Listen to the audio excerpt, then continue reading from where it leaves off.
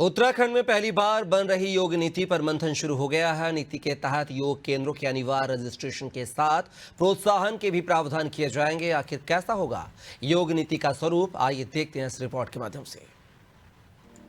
उत्तराखंड राज्य में दिसंबर माह में आयोजित होने जा रहे अंतर्राष्ट्रीय आयुर्वेद सम्मेलन की तैयारियां जोर शोर से की जा रही है।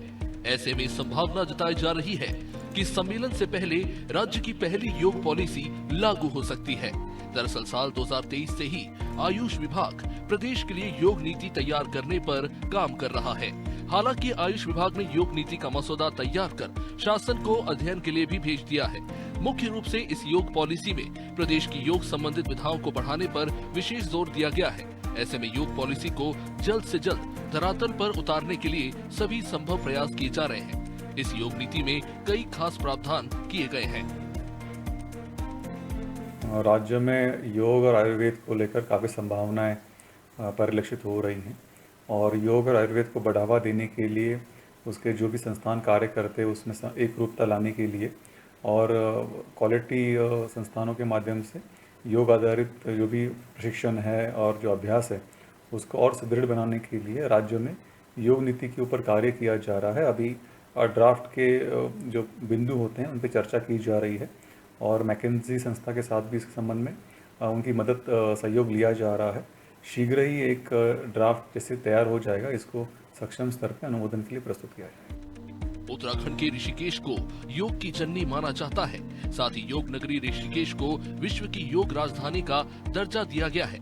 ऐसे में जहां एक ओर उत्तराखंड सरकार प्रदेश को आयुष हब के रूप में विकसित करना चाहती है, तो वही सरकार योग पॉलिसी भी तैयार कर रही है ताकि योग के जरिए न सिर्फ लोगों को रोजगार उपलब्ध कराया जा सके, बल्कि योग केंद्रों को भी प्रदेश में बढ़ावा दिया जा सके।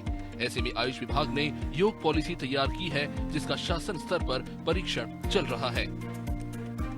राज्य में जितना भी पर्यटन स्थल विकसित हो रहे हैं उसके आसपास विशेष रूप से योग और आयुर्वेद को भी हम चाहते हैं कि उनके माध्यम से उसके संस्थान विकसित हो और वेलनेस सेक्टर में भी काफ़ी संभावनाएं अभी प्रदर्शित हो रही हैं।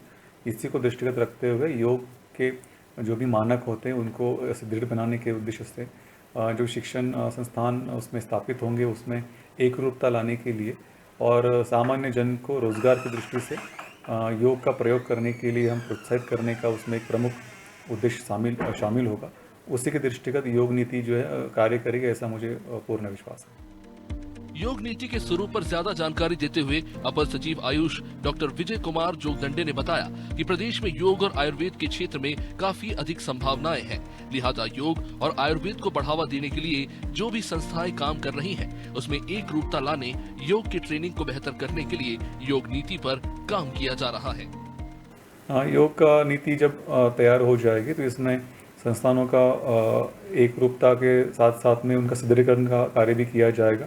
उसमें प्रोत्साहन के लिए भी प्राविधान किया जाएगा और जो भी उसमें आवश्यक संसाधन होंगे उसमें मानकीकरण करने का भी प्राविधान होगा। मुझे पूरा उम्मीद है कि विदेशी जो भी व्यक्ति योग को अपनाना चाहते हैं और उसके माध्यम से राज्य में आकर प्रशिक्षण प्राप्त करना चाहते हैं, उसमें सरलता और सुगमता लाने के लिए भी योग नीति सफल हो सकती है।